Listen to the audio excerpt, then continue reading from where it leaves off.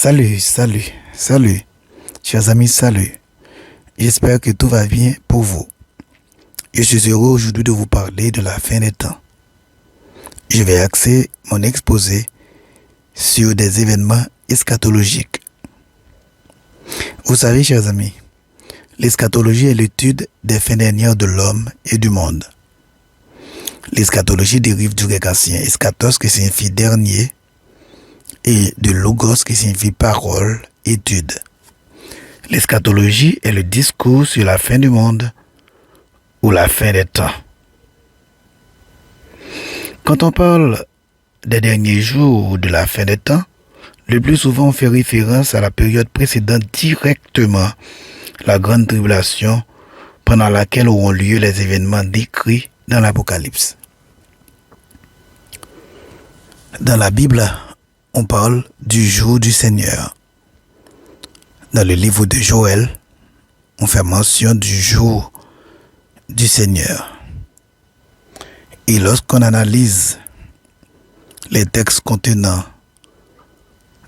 les mots jour du Seigneur, nous voyons que jour du Seigneur correspond à une période de temps pendant laquelle Dieu va exercer son jugement sur les habitants de la terre. Le jour du Seigneur commencera avec l'enlèvement de l'Église et prendra fin avec le jugement devant le grand trône blanc. Avant même l'arrivée de ce grand jour, le jour du Seigneur, la Bible prophétise plusieurs signes. Elle prophétise donc plusieurs signes de l'approche de la fin des temps qu'on peut classer en signes naturels, spirituels, sociologiques, technologiques et politiques.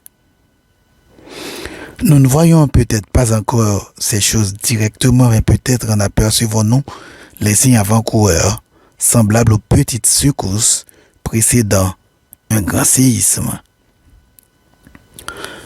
Luc 21, verset 11 nous décrit les signes naturels du retour prochain de Jésus. Dans ce verset, le Christ nous dit qu'il y aura de grands tremblements de terre en divers endroits, ainsi que des pestes et des famines, qu'il y aura des phénomènes terrifiants et de grands signes dans le ciel. Chers amis, je vous invite à suivre mon exposé titré « La fin des temps est proche. Le Seigneur vient. Cessons d'être des religieux. Soyons de vrais disciples du Christ. » Mon exposé sera axé sur Matthieu 24, verset 1 à 14, Sophonie 2, verset 1 et Apocalypse 3, verset 16. Je vous demande, chers amis, de partager cet exposé avec vos amis. Je vous demande, chers amis, de partager mon exposé avec votre famille. Je vous demande de vous abonner à ma chaîne pour être au courant de mes prochains exposés.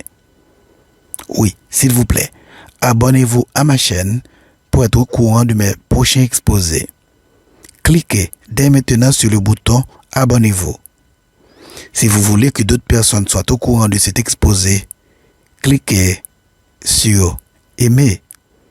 Je vous souhaite bonne audition.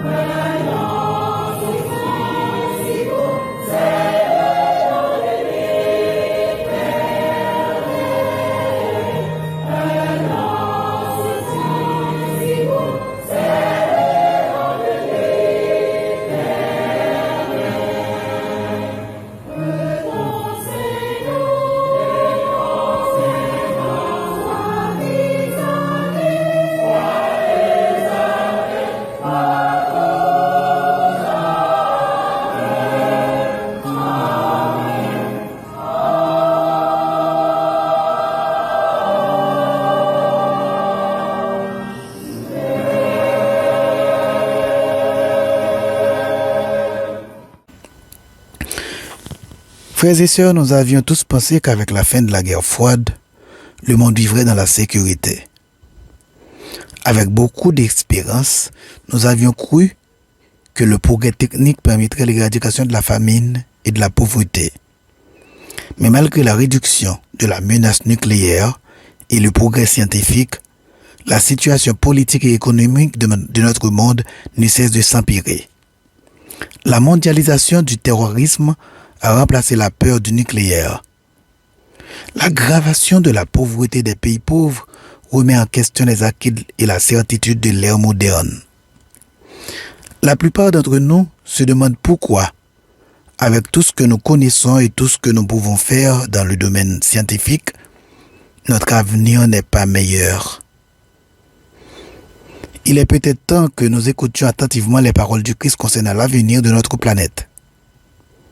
Peut-être, comme les disciples, nous poserons la question de savoir ce qui prélude à la fin du monde. Dis-nous quand cela arrivera-t-il et quel sera le signe de l'avènement du Seigneur et de la fin du monde. À la question de ses disciples, Jésus répond: Instruisez-vous par une comparaison tirée du figuier. Dès que sa branche devient tendre et que les feuilles poussent, vous connaissez que l'été est proche. De même, quand vous verrez toutes ces choses, sachez que le Fils de l'homme est proche à la porte. Matthieu 24, versets 32-33. Quels sont les événements qui doivent s'accomplir avant le retour du Fils de l'homme?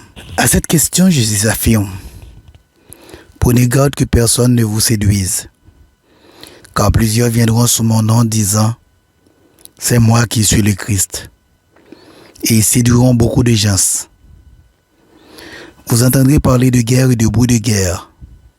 Gardez-vous d'être troublés, car il faut que ces choses arrivent. Mais ce ne sera pas encore la fin. Une nation s'élèvera contre une nation, et un royaume contre un royaume. Il y aura en divers lieux des famines et des tremblements de terre. Tout cela ne sera que le commencement des douleurs. Alors on vous livrera au tourment, et l'on vous fera mourir, et vous serez haïs de toutes les nations à cause de mon nom. Alors aussi, plusieurs succomberont, et ils se trahiront, se haïront les uns les autres. Plusieurs faux prophètes s'élèveront, et ils séduiront beaucoup de gens. Et parce que l'iniquité se sera accrue, la charité du plus grand nombre se refroidira. Mais celui qui persévérera jusqu'à la fin sera sauvé. Cette bonne nouvelle du royaume sera prêchée dans le monde entier pour servir de témoignage à toutes les nations. Alors viendra la fin.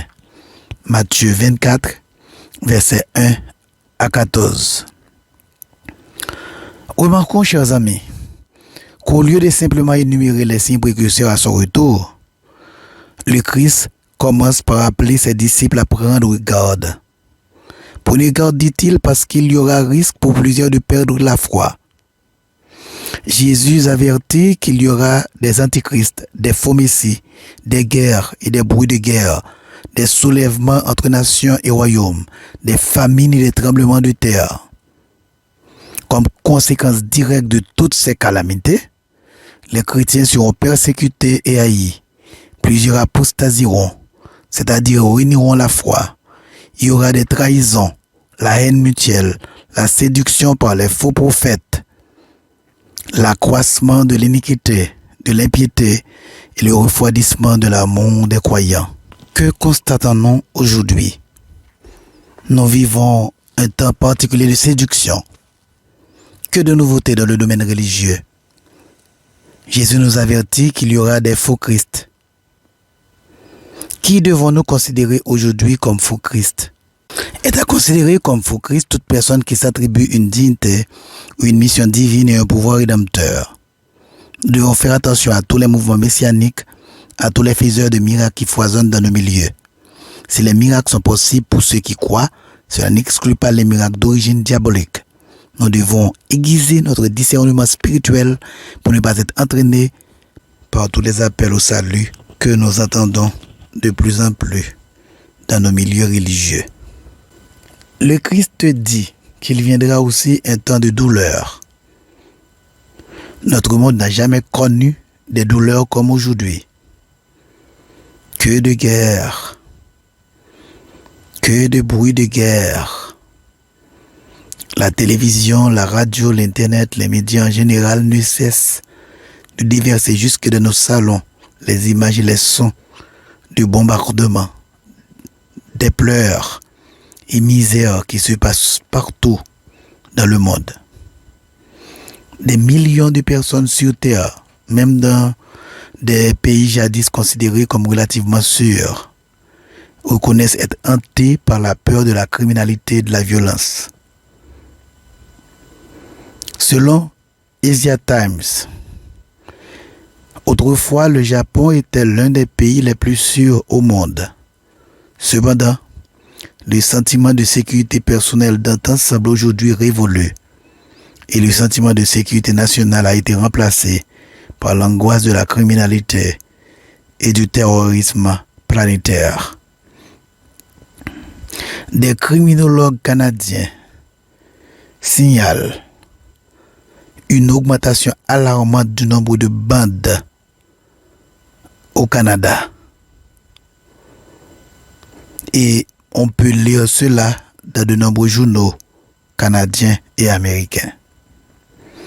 De nombreux habitants des cités connaissent la terreur au quotidien quand ils montent des escaliers vandalisés, pénètrent sur des parkings transformés en coupe-gorge et empruntent des transports en commun devenus dangereux à la nuit tombée. En France, nous dit le journal Guardian Weekly. Enlèvement, extorsion, attentat, les criminalités d'aujourd'hui revêtent toutes les formes. Chaque jour, des centaines de meurtres sont recensés dans le monde. Chaque année, la violence dans le monde fait plus de 2 millions de morts. La violence figure parmi les principales causes de décès des 15 à 44 ans dans le monde. Elle est responsable d'environ 14% des décès chez les hommes et de 7% des décès chez les femmes. Et pour une personne qui meurt des suites d'un acte de violence, beaucoup d'autres sont blessés ou confrontés à tout un éventail de problèmes physiques, sexuels, génésiques ou mentaux. La violence constitue une charge considérable pour l'économie des pays, absorbant chaque année des milliards de dollars en soins de santé, frais liés à l'application des lois et perte de productivité.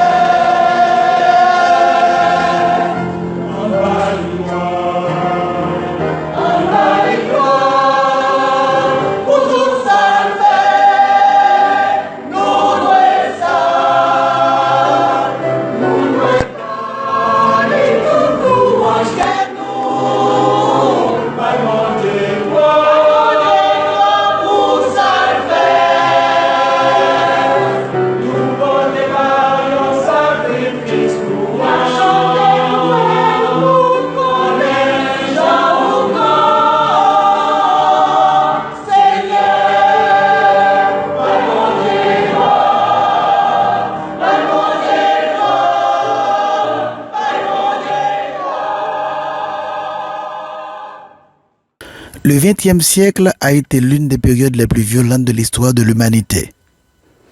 On estime à 191 millions le nombre de personnes, dont bien plus de la moitié étaient des civils, qui ont perdu la vie directement ou indirectement à la suite de conflits. En 2000, quelques 310 000 décès, la majorité dans les pays pauvres, ont été directement imputables à des traumatismes liés à des conflits. Au milieu de personnes tuées chaque année lors de conflits violents s'ajoutent tous les blessés, dont certains restent mutilés ou handicapés à vie. Il y a environ 30 ans, les Haïtiens vivaient dans la paix. Ils dormaient dans leurs cours et balcons en été sans crainte. Mais aujourd'hui, on a peur même lorsqu'on habite une forteresse. Partout, c'est le crime, le vol, le viol, le kidnapping et le meurtre. Plus d'un se demande, est-ce qu'il y aura de la paix dans notre monde? Est-ce qu'il y aura de la sécurité? Est-ce qu'il y aura du bonheur un jour sur la planète? Plusieurs intellectuels continuent à penser que la paix et le bonheur viendront au monde le jour où tous les peuples atteindront l'autosuffisance alimentaire. Certains pensent, au contraire, que les temps s'amélioreront quand toutes les nations seront atteintes par la civilisation et que la démocratie sera adoptée par tous. Alors, disent-ils, l'arbitraire disparaîtra, la paix, l'ordre et le bien-être seront restaurés. Illusion que tout cela. La Bible annonce au contraire la complication de la situation économico-politique internationale. Elle nous dit, quand les hommes diront paix et sûreté, alors une ruine soudaine les surprendra. 1 Thessaloniciens 5, verset 3. À l'insécurité sans cesse croissante, Jésus ajoute les fléaux qui ravagent le plus le tiers-monde, la famine. La Bible nous avertit que la famine, la pauvreté, sont des éléments annonciateurs de la venue du Seigneur. Malgré les plans de redressement économique, les réajustements structurels que nous proposent sans succès les organismes financiers du monde, la pauvreté et la faim ne cessent d'augmenter. Les progrès techniques réalisés en ces dernières décennies dans le domaine agropastoral sont impressionnants. On peut aujourd'hui produire au laboratoire des cultures 10 à 100 fois plus rentables. On peut planter ou élever en un temps record, mais la faim n'est pas éradiquée pour autant. Chaque jour, 25 000 personnes, dont plus de 10 000 enfants, meurent de la faim et des causes associées. On estime que 854 millions de personnes sont sous-alimentées dans le monde et que la hausse des prix risque de faire basculer 100 millions de personnes supplémentaires dans la pauvreté et la faim. La faim constitue le premier risque sanitaire dans le monde. Chaque année, la faim tue plus de personnes que le sida, le paludisme et la tuberculose réunis. Un tiers des décès chez les enfants de moins de 5 ans dans les pays en développement est lié à la malnutrition. Chaque nuit, une personne sur 7 sur la terre se couche le ventre vide.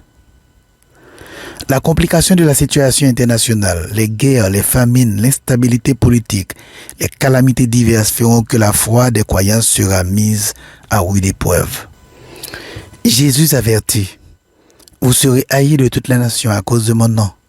Alors, plusieurs succomberont et se trahiront, se haïront les uns les autres.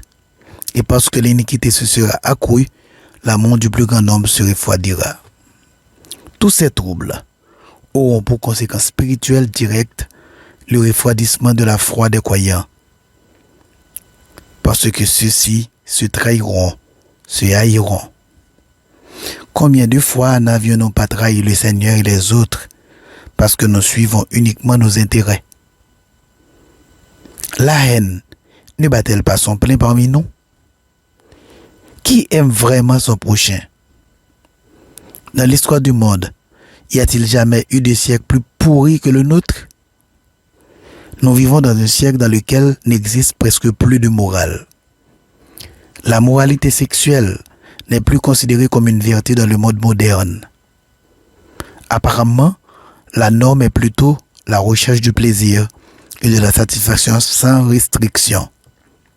Il semble que l'adultère soit aussi universel et parfois aussi commun que le mariage. Lisons-nous dans The New Encyclopedia Britannica. Donc, The New Encyclopedia britannique nous dit que l'adultère semble être aussi universel et parfois aussi commun que le mariage.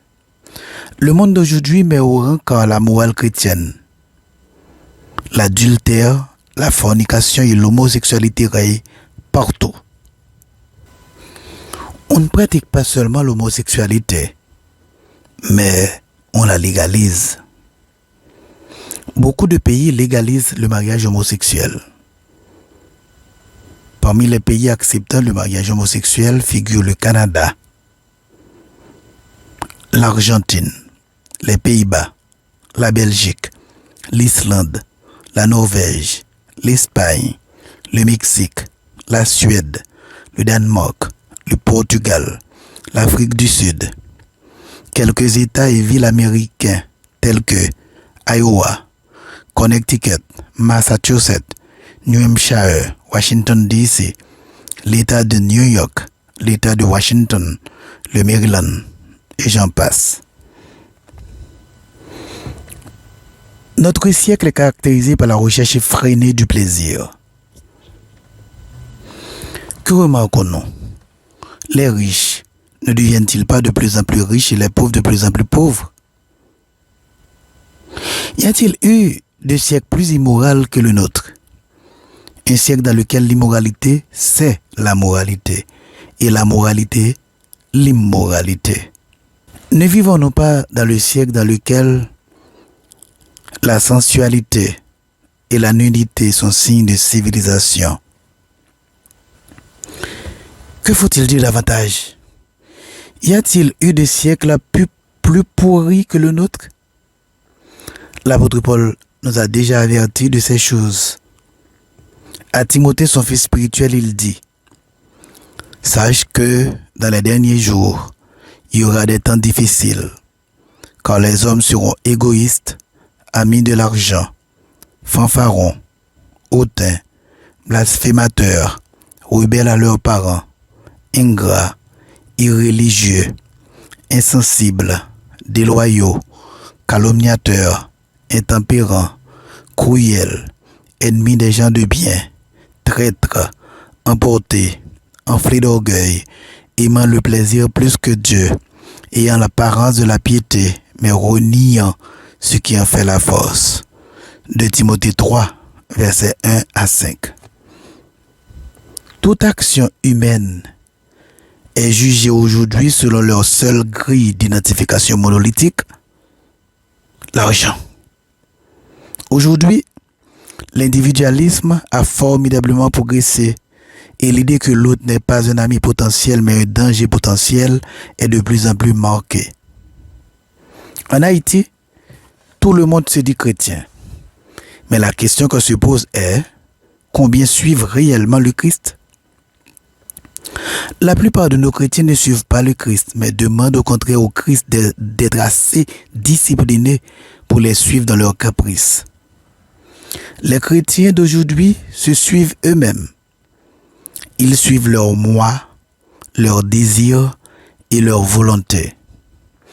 Nous assistons au refroidissement de l'amour, comme l'a averti le Christ. L'Église du Seigneur s'est refroidie terriblement. Le péché règne maître dans la vie des croyants. Qui d'entre nous n'a pas son petit péché tolérable? Qui d'entre nous n'a pas son petit péché compréhensible? Qui d'entre nous ne s'excuse pas lui-même de ses quelques compromissions tolérables? Le Christ à son retour nous trouvera-t-il éveillés ou endormis dans nos habitudes et comportements coupables? Qu'est-ce qui caractérise le plus les chrétiens d'aujourd'hui?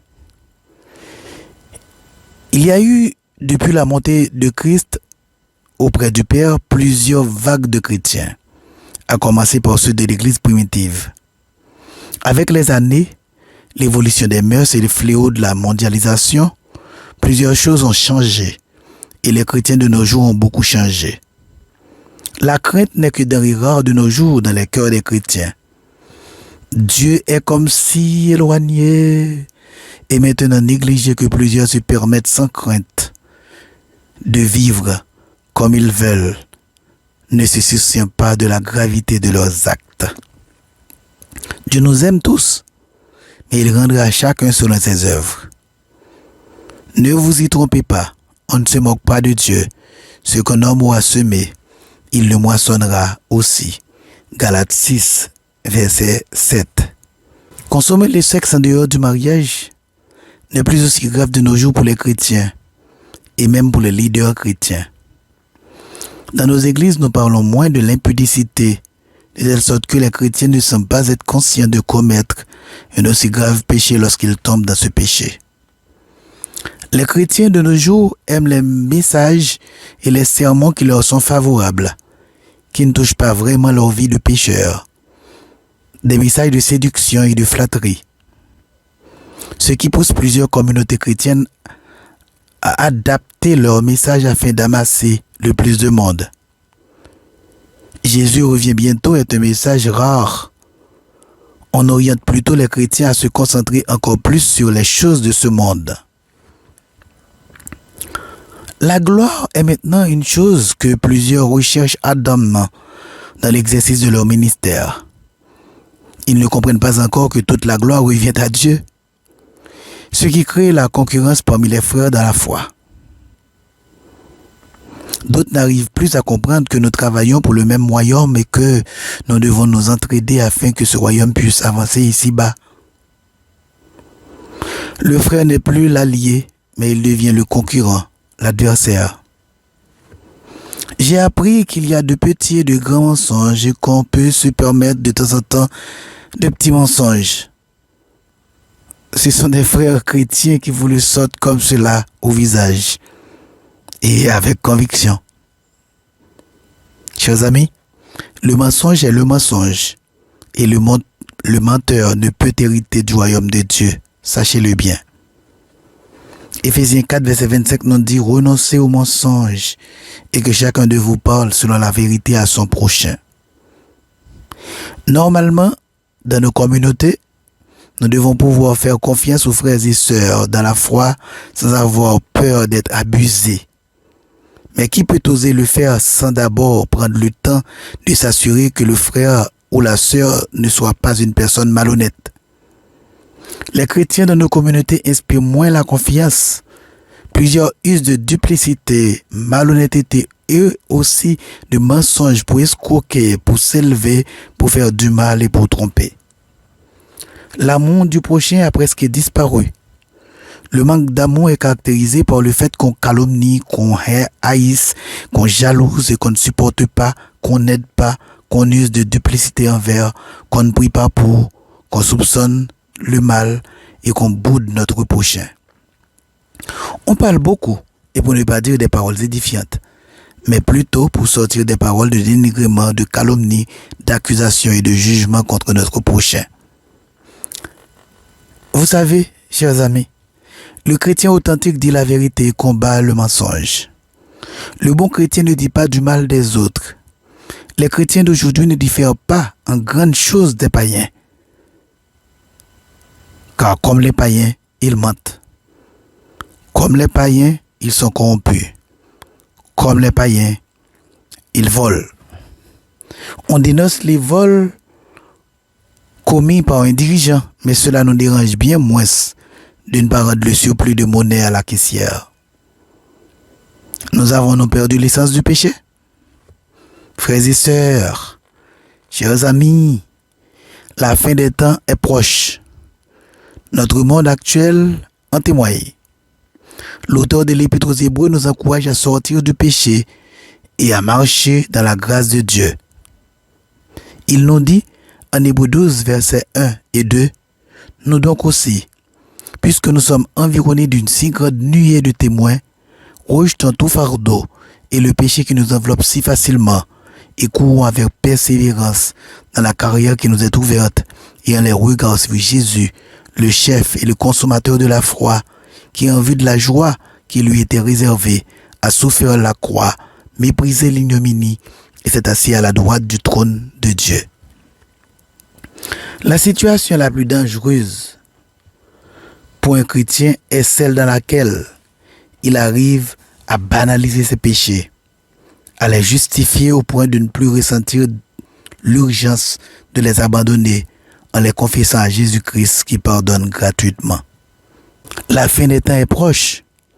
Le Fils de l'homme est à la porte. Dans quelle situation spirituelle te trouveras-t-il? L'Évangile, puissance de Dieu pour le salut de quiconque croit, vous dit aujourd'hui qu'il n'est pas encore trop tard pour venir à Jésus-Christ afin d'obtenir le pardon des péchés par la foi et la force spirituelle nécessaire pour sortir du péché et vivre dans la sanctification. La fin des temps est proche. Que celui qui a des oreilles pour entendre, entende. Que mon bon et grand Dieu vous bénisse. Qu'il vous aide à comprendre les signes du temps.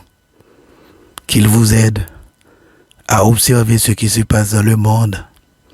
Qu'il vous aide à voir que le retour du Christ est très très proche de nous. Que la fin du monde, que nous sommes dans la fin du monde. Et puisque le retour du Christ est très très proche de nous, ce que nous avons à faire, c'est de nous préparer. Préparons-nous, chers amis. Vivons en harmonie. Vivons en communion avec Dieu. Soyons prêts pour le son de la trompette. À bientôt.